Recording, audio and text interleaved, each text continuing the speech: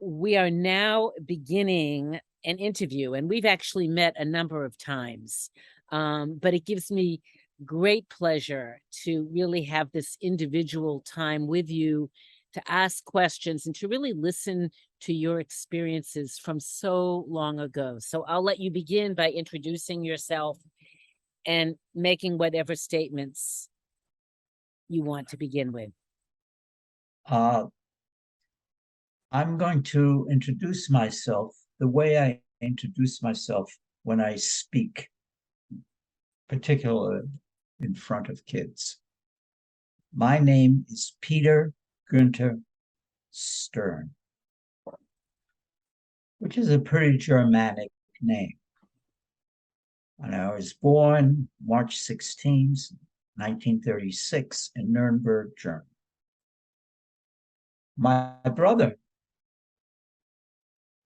who is 3 years younger than I am, born in 1939, is named Samuel. And the reason for this is that in 1935, the Nuremberg laws were passed, and they went for all of Germany. And that restricted the Jews to very limited jobs, and finally to no jobs. Same thing for education, and particularly for living as well. But I was born in 36. Those laws were passed in 35.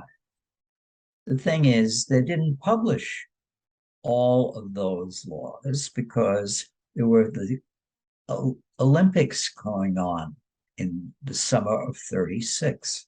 So spinning the news is nothing new. And if you are a young child or a student, this is something I want you to keep in mind. We all want to spin history. We were put into what they called in Nuremberg Jew houses. There were about 50 of them, where the remaining Jews of Nuremberg were put. This was not a ghetto. They were all over the city. And in a particular house we were in, it was near the railroad station, and I was privy to watching all kinds of parades and dignitaries coming out of the train station. And for all I know, I've seen Hitler at a very young age. But at any rate, in November 27th, 1941, we were put on a train to go to the east. I don't know all the stories that my parents and all the others were told, but this house was emptied.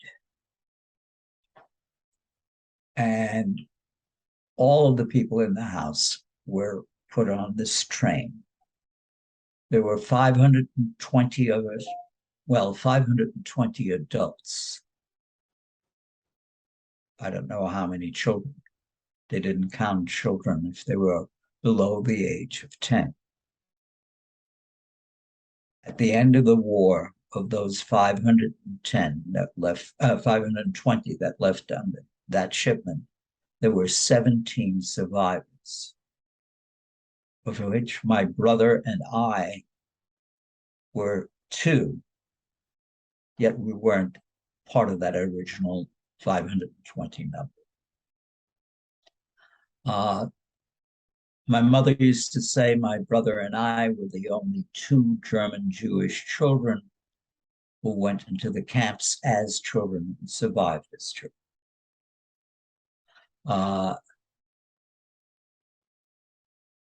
In many ways, I'm glad to say that I proved my mother wrong on 2 occasions, and I've met 2 other children who went into the camps and survived, German Jewish children.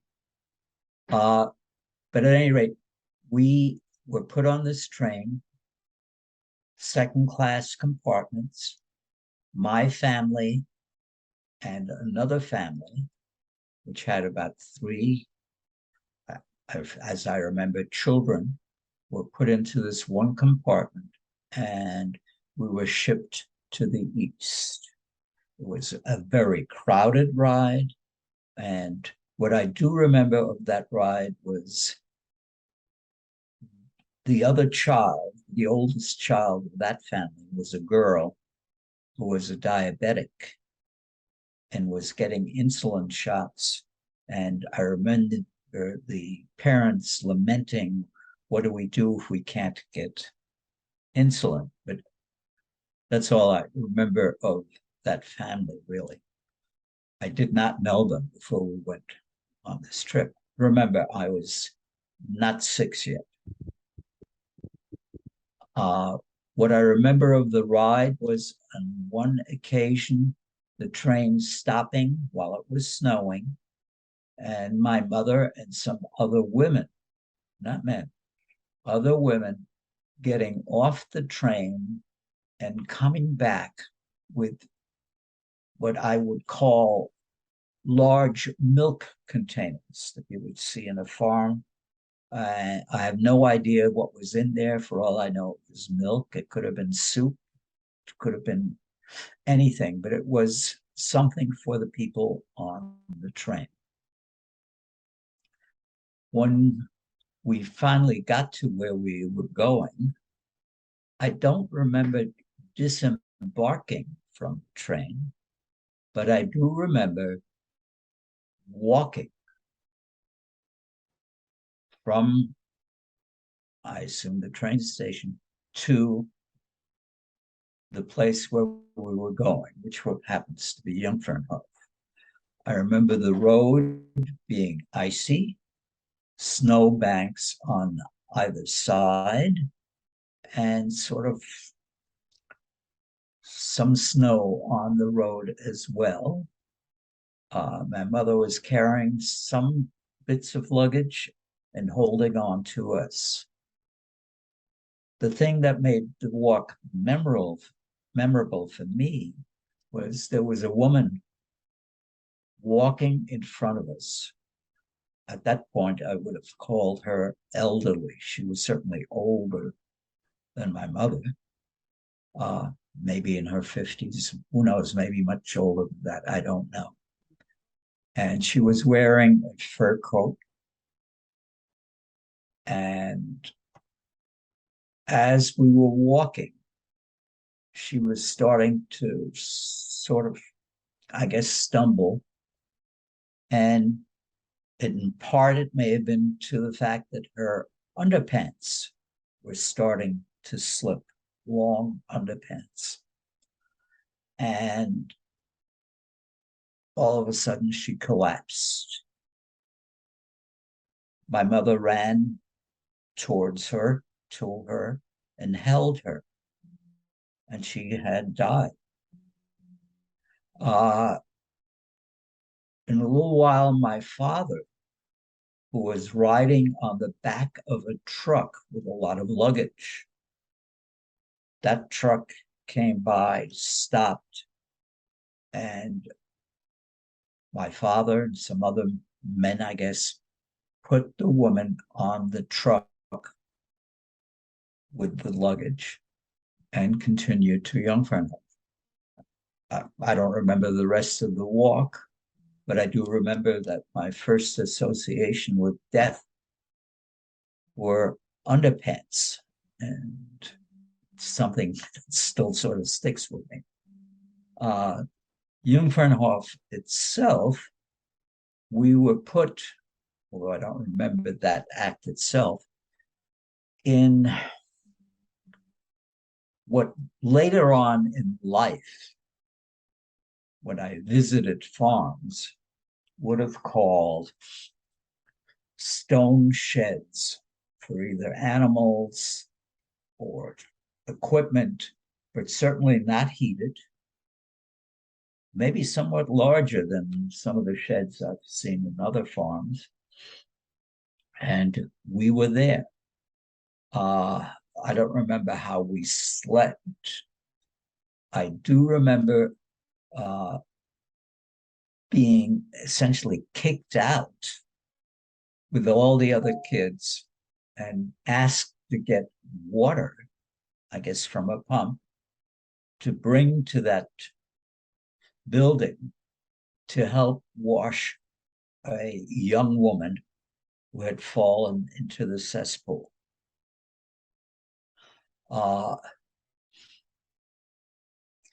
Another memory I have from that place is that all of us kids would, well, kids, we would be outside and sort of sliding down a hill, running down hills, and so on. Uh, I remember trying to push a baby carriage, which seemed to have been abandoned there, and playing with that. It is also the first time I heard shots because we saw what could have been a large dog across this lake. And all of us kids pointed it out to the guard who took a shot at it. He called it a wolf. Whether it was or not, I have no idea. And I don't think he hit it. And that's pretty much all I remember from Jungfernhof.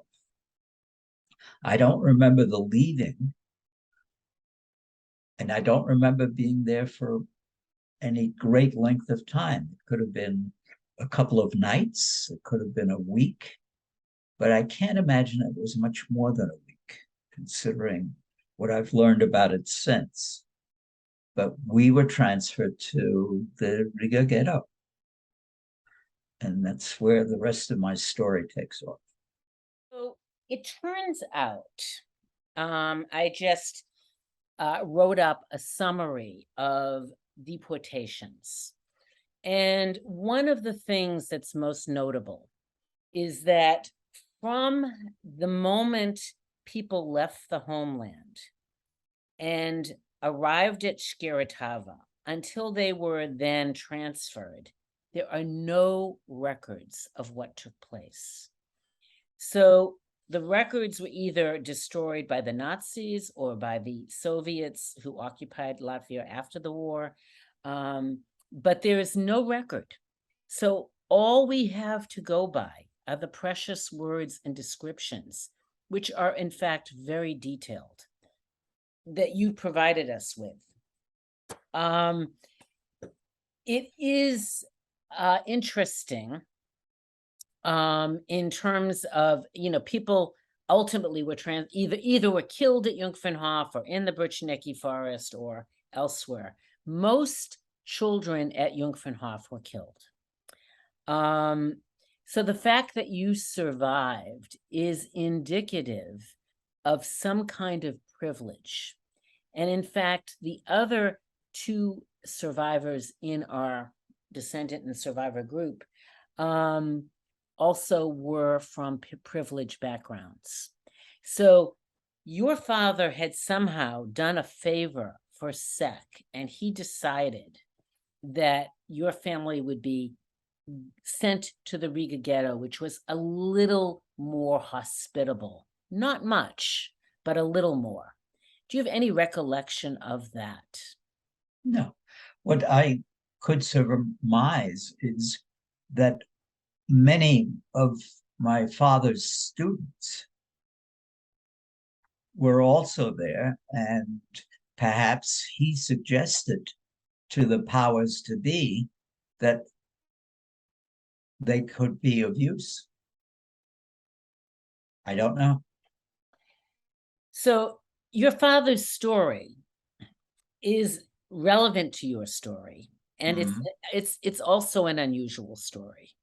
That your family was not deported alone, but that he was a teacher and of certain skills that were valuable skills. Do you want to say anything more Yeah. about that? Well, he was an auto mechanic.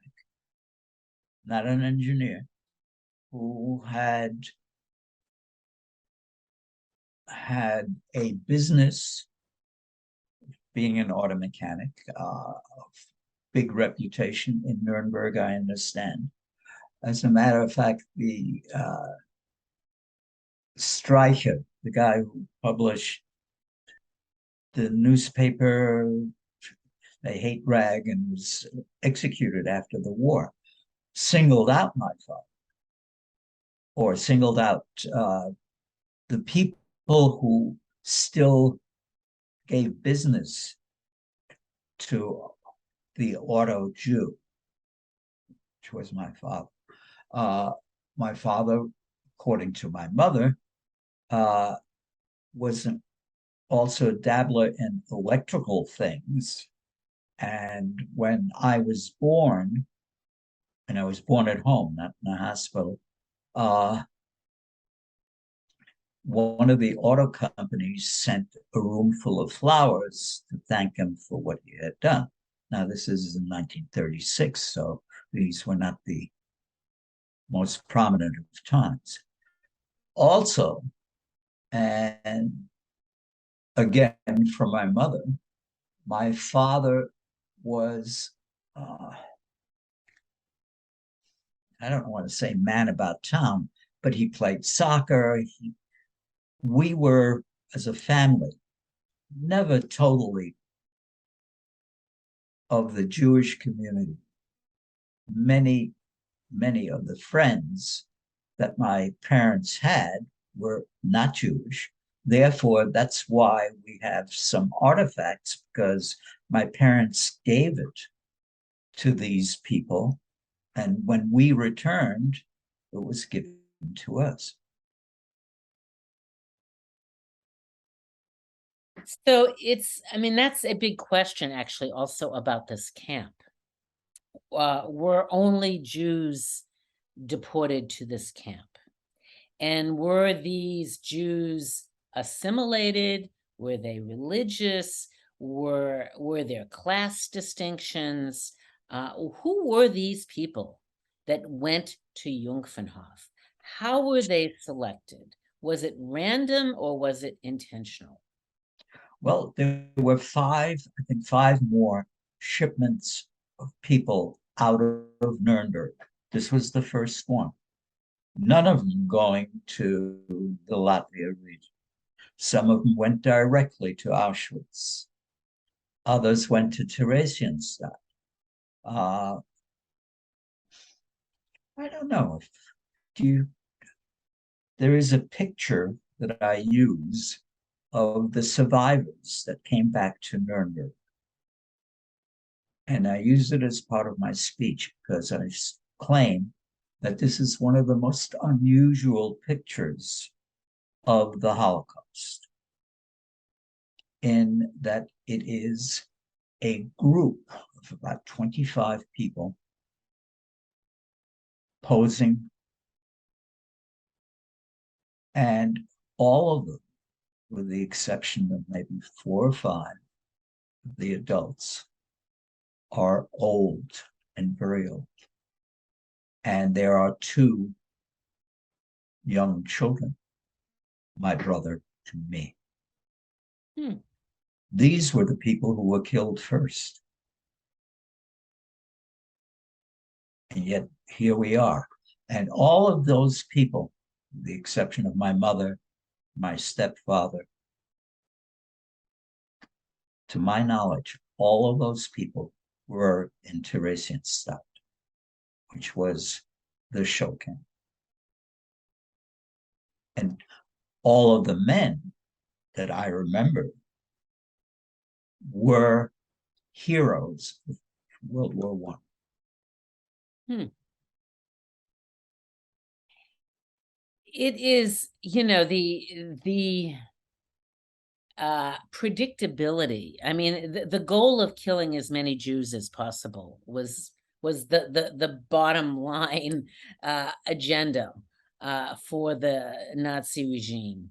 And yet there were these unusual exceptions to the rule that defied logic. Um, there is a page on our website that is about demographics. So in the Book of Remembrance, every one of the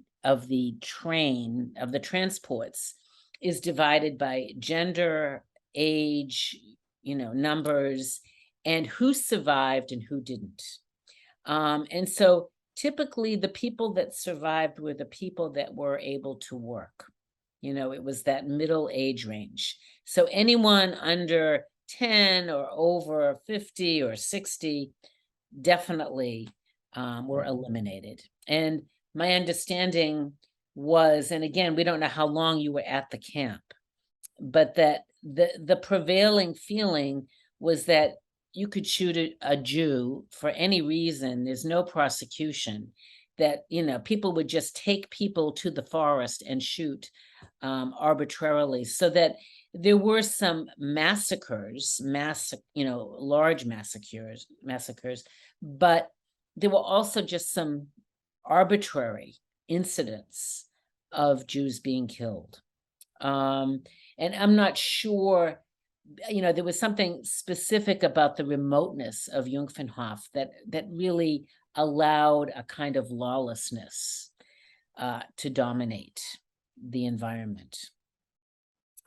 There were some memorable moments that I've asked you about before, like the sound of dynamite creating a mass grave that you don't recall.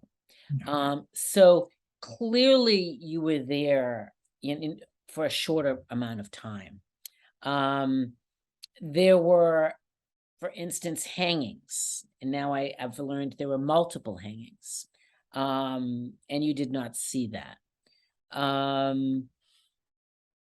So there is that question, how time was measured, whether you could figure out what was a day, what was a week, what was a month, because there were no clocks. I mean, there's there you are simply dropped into this vacuum with very little food and resources, most of your belongings stolen, and you had to somehow figure out how to survive. So even if you were there for 1, 2, 3, or 4 days, or a week or 2 weeks, do you have any memories of sort of intuitive steps you took to survive? Did you feel any danger? No. I didn't. Certainly there was dread all around, and I sort of got that from other people. But as a almost 6-year-old, that wasn't really. When we got to the ghetto, I remember walking with my father and him running into people, or they running into him, and this, oh, so glad to see you. They may have come on different shipments or from a different part of Germany. I have no idea. But there was that kind of thing. Also, I remember being in the ghetto and being in this house, which was on the corner of the ghetto, or on the street that was looked over the outside of the ghetto. And I remember people going out on trucks, being taken somewhere. And I knew that wasn't good. And I don't know why I knew that. But I knew that that was not a good thing. Then, by the same token, I have no memory of how we were taken to the house that we were taken to that was outside of the ghetto. I have no feelings of remembering the fear or anything like that. It's just one day we were there. So sometimes it is the parents' responsibility to shield their children from danger. And so it could well reflect on your mother's capacity to do that. to create a safe environment so that somehow when you, and I assume you slept near her at night, that there was a certain degree of, and I'm not sure, maybe you can clarify that. What Uh, do you have memories of comfort, of being, of that feeling of being protected? yeah, I would say so. I would say we were always, my brother and I, we always had that. I didn't feel that until we got to Ravensbrück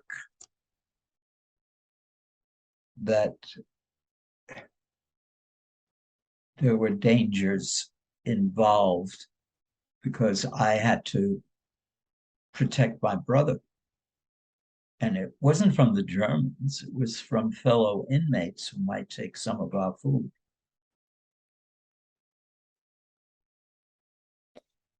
So there was a kind of a kind of a structure of protection that started with your mother, transferred to you, and then transferred to your brother.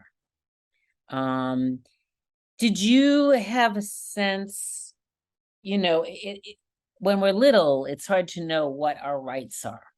So, in fact, years ago, kids were forced into labor as soon as they could, you know, work on the farm. And it's only more recently that children's rights to play, to have time to learn, that these are part of what every child is entitled to. So that notion of protection, but also that notion of being a kid. Kids are so capable of forming friendships so easily. Did you feel a sense of, hey, I'm a kid in this group when you were at Jungfernhof, playing with that carriage by the lake? No, there were other kids that were around my age, and I took it for granted, I assume. Uh, I don't think I knew some of them, although some of them I probably did. Uh, I have a picture that found somewhere else of a party that had occurred in the house that we lived in Nuremberg, children. And I remember two of them, and they were also shipped to Jungfernhof, and I assume died there. And so I probably saw them.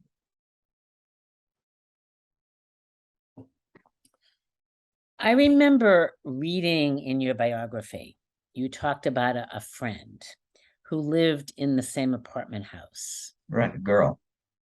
and that you saw, I don't know if it was on your way leaving or how or when you saw it, but I remember your description of this pile of clothes or toys or This whatever. is this is later on in that house, apartment place where we lived, where my from which my father took the boys to work on cars, and the rest of the people in that house were made to sort the clothing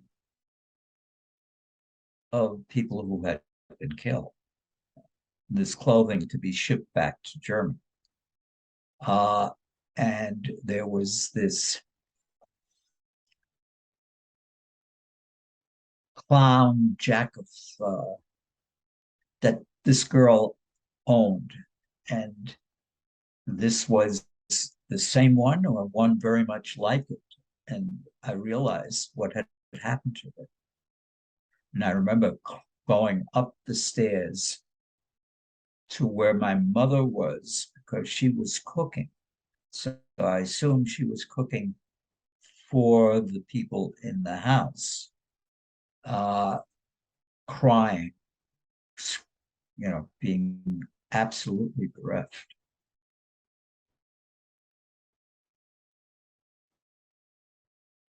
So Sometimes what happens, this is what's so interesting about memory, is that in fact, when we're little, we have vivid memories, but we don't have the language to describe the memories. And then as we age, engage and gain the language, we can then reflect differently on those memories. So that question of loss and theft and death and murder, how did that come to you over time?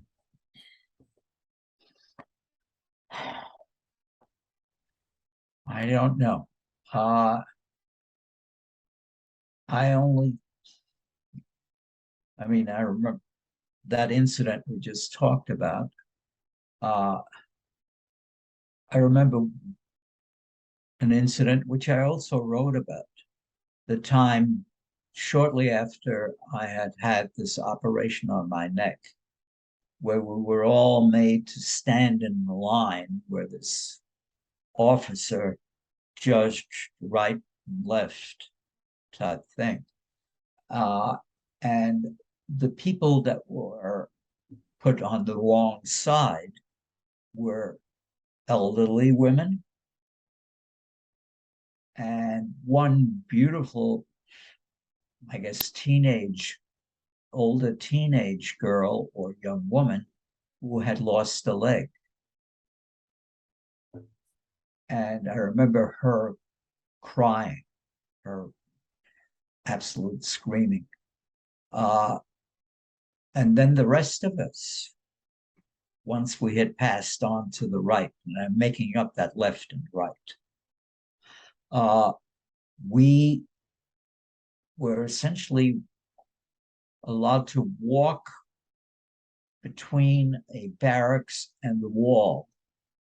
And the wall had holes in it where you could see the gun nozzles. I don't know if there were any men behind those guns, but I assume they were. And the women were all basically crying with joy because they had passed the test. Uh, but the kids, all of us, we were very, very subdued. I think we knew more in terms of what had just happened and maybe didn't know how to celebrate because, in essence, we didn't have a life before what we were living, Yeah. whereas the adults did. Mm-hmm. Mm-hmm. Uh, so that was part of it. What was unique, and some of this has come to me now as I've studied some things, read about it. I also wrote up in that history you read of another boy and I going to another part of the camp where we shouldn't have gone and finding the people who had been put to the left. They were still there, alive. They hit us. And then this boy and I got out of there. And probably the last time I thought about it till much, much later, till I started writing things up. And till I learned some of the things about Ravensbrück. It was a work camp. Women were made to do all kinds of work, and they worked on clothing, particularly clothing for the military. And they took clothing that came in, particularly furs, and made coats for officers to be used on the Eastern Front. Uh, that's one of the things I learned about Ravensbrück. The other thing is that in 1944, they installed a relatively small crematorium and gas chamber. And about four, to, well, depending on who you read, whatever, you can get an estimate from 4 to 20,000 inmates who were gassed to death in Ravensbrück. And because it's such a small number compared to Auschwitz and so on, that it's hard, it's not mentioned. But I believe that those women who were put to the left, that's where they ended up. So, that's in some ways a similar situation to Jungfernhof. Why should we remember 4,000 murdered Jews? That's such a small number compared to the millions of Jews who were killed. And that becomes this big question of justice. Should anyone who was murdered be forgotten, be so insignificant that they don't deserve our attention? No, I was just going to ask, what do you mean by justice? Right. Well, good question. I teach a lot of students about public art and histories of injustice. And so that question of what is justice comes up. And there's restitutional justice, there's restorative justice. There are different forms of justice. Why should we remember the Holocaust? Well, that was the first time people were actually put on trial, that they were actually liable for their crimes. Did it actually achieve justice? How many people were sentenced to life imprisonment and then released? What is justice when we're talking about something as horrific and unexplainable as the Holocaust, as slavery, as there are so many topics that exceed anything that we can remotely counter with justice. And so, to some extent, memory is the best we can do for providing a sense of justice. And certainly one of the unique aspects of the Jungfernhof concentration camp, not only unique in that it was the first Nazi concentration camp ever to be formed in Latvia under Nazi occupation. So for the first camp to not be really addressed and remembered seems like a major oversight. But that the fact is that it is the unique size of Jungfernhof, that we know the names of everyone who was deported there, that we can actually, with dignity, create a memorial that really names each victim, is unusual, because most camps actually just the numbers and the counting and the registration in that way is lost. So in this camp, we have the capacity to do that, and I hope that we can do that. And is that a full measure of justice? No, but it is a measure, and it is something that Germany, Austria, and Latvia can do. So that is certainly a goal of this project. And your testimony, just think about this. Your testimony stands alone in terms of remembering that deportation ride and the walking to the camp. There's no documentation of that. You described to me, for instance, how there was so much luggage on the train that, you remember crawling all over this luggage. So there was no place to even store the luggage. And then, of course, it was confiscated. So you no longer owned it after a certain point. Was that your situation? Do you remember whether you brought your luggage to the Riga ghetto when you were transferred to the Riga ghetto?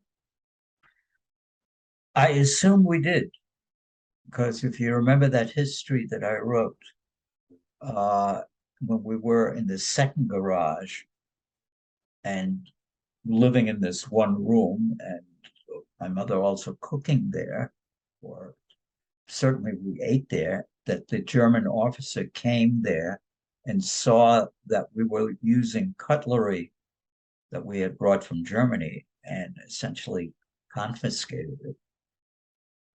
So I assume we had to have carried. Mm-hmm. Mm-hmm.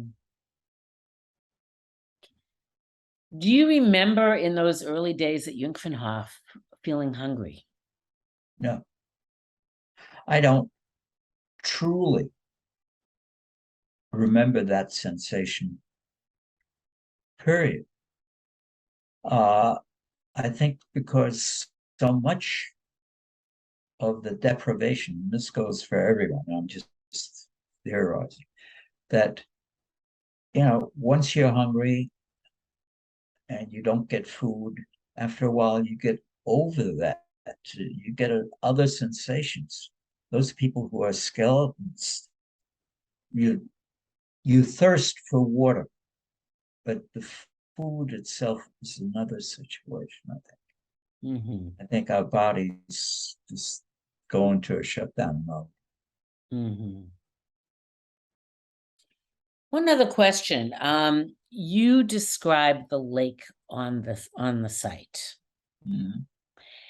So there's some controversy about that, about whether it existed, believe it or not. So a couple of other survivors do not remember it. Ilya, who is Lenski, who is in charge of the Jewish Museum, um, believes that that lake appeared and disappeared. That at sometimes there was enough water that a lake formed, and at other times it was somehow drained or disappeared into the ground. Could very well be. But you specifically remember the lake. I remember a body of water, whether it was a lake, a pond, an extremely large puddle, or parts of a river. I don't know. Hmm. So it's just interesting. There are so few markers. I mean, the production of creating a recreation park removed what little remains there might have been.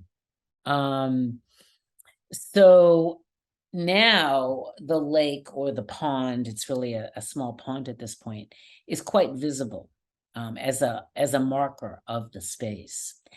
Do you have any memory of how many buildings were there when you arrived? No, but there more than three, let's say. Mm-hmm. Mm-hmm. My mind's eye, I sort of see at least three, Right. but I have no idea. Right.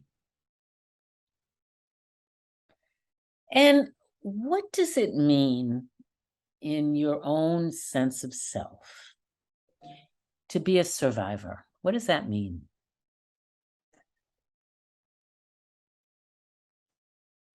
I think it changed over time. Mm-hmm. Uh, Certainly at the beginning, living in New York, I was one of relatively many, Mm-hmm. and didn't give it any thought. I didn't truly start to face this thought until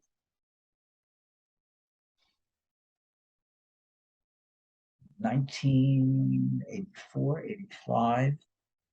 I was taking a course at the local college.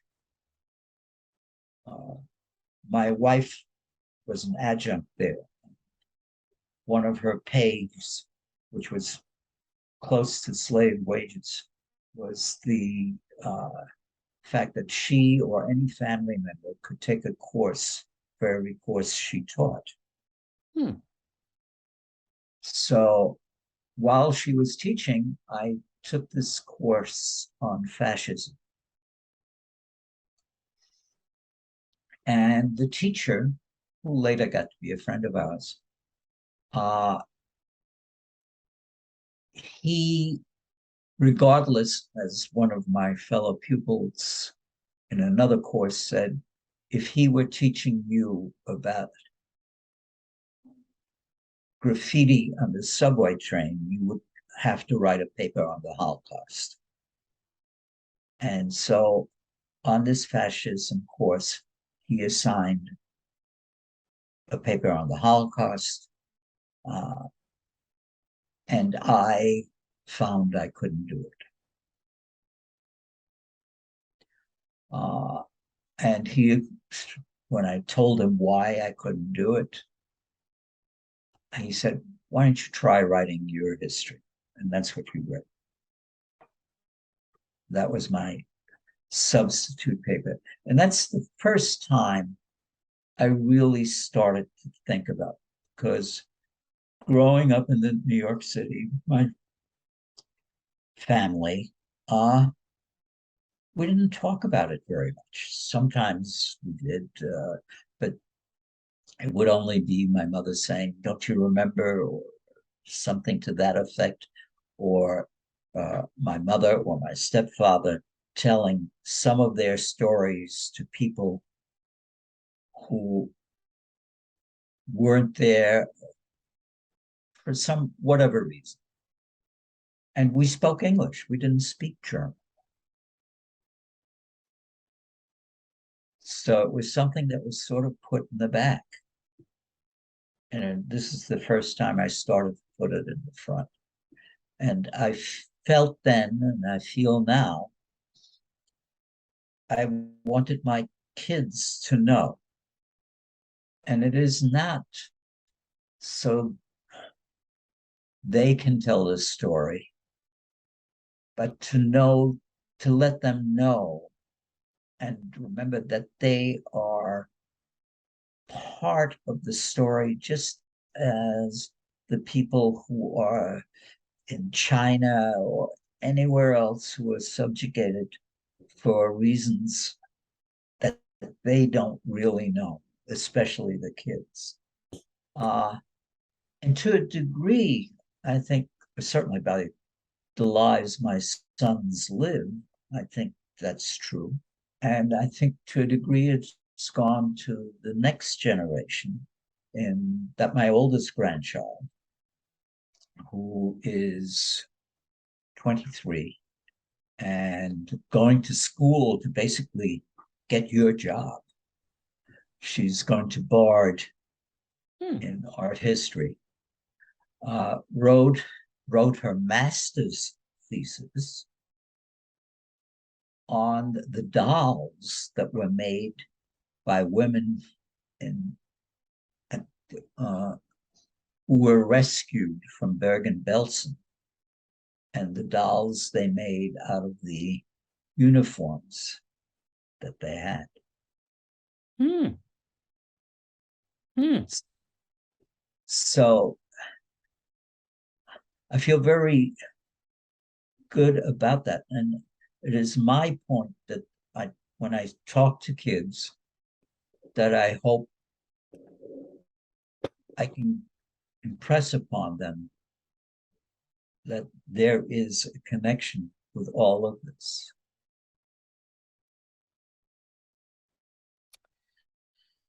Hmm. It certainly coincides with my values and with the feeling that we must connect the generations, and that memory is the kind of glue that brings us a greater understanding of how the past informs the present and how we can link up our stories with a longer, stretch of history. Um, I'm also interested in just that small example of the dolls that were made from the uniforms, which is kind of the reverse of taking the furs from the Jews to make the uniforms for the Nazis. This is to take the scraps of their uniforms and make them into dolls. And for who? I would love to read that paper, or I would love to see an image of It is like all other PhD theses, too long and too detailed and too lacking in emotion, but nonetheless, it is uh, a recording of fact. uh-huh. So to some extent, that's the effort of this project, is that we are going to plant the seeds of history and science and memory, and that it will be the next generation that finds this topic and says, this is not finished. There's something more here that I want to explore.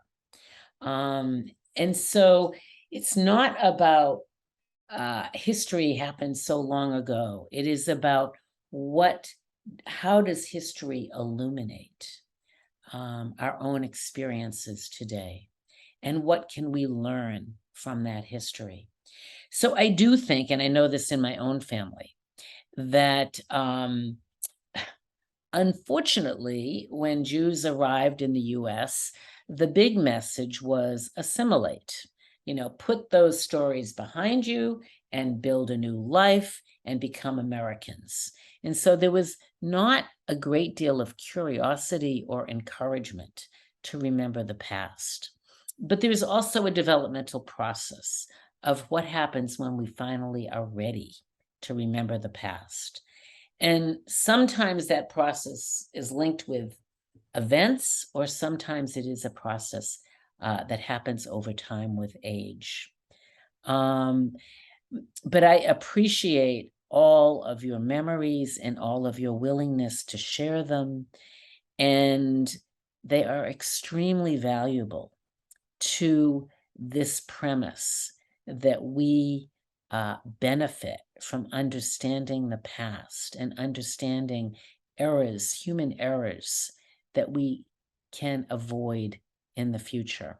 We're not doing such a great job with that yet, but hopefully that is the goal, that we can really bring wisdom and hope into the future and how we create the next generation of people who care.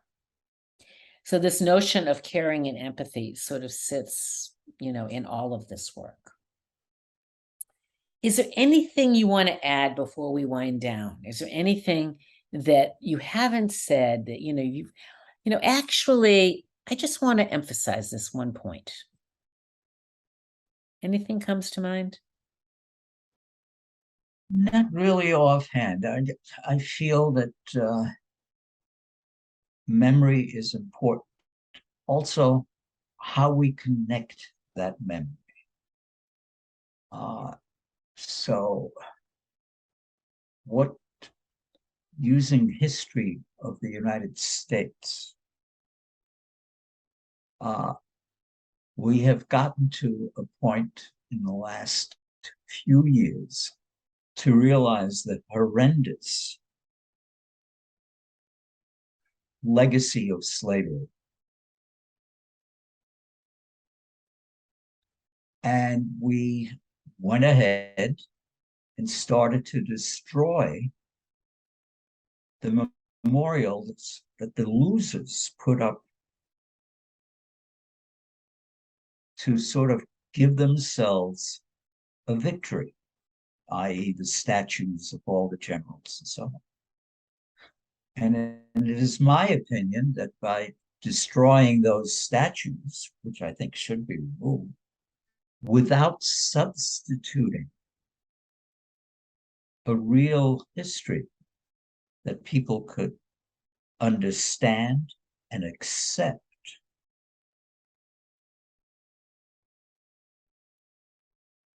has created people such as the governor of Florida and others who will put in rules that impede the education of all the populations, not just the ones that really need it. One of the things that I have learned in reading history, which I and is the fact that no one wins a war. They may have won that particular big battle, but the war can still be lost in the memories of the people who survived.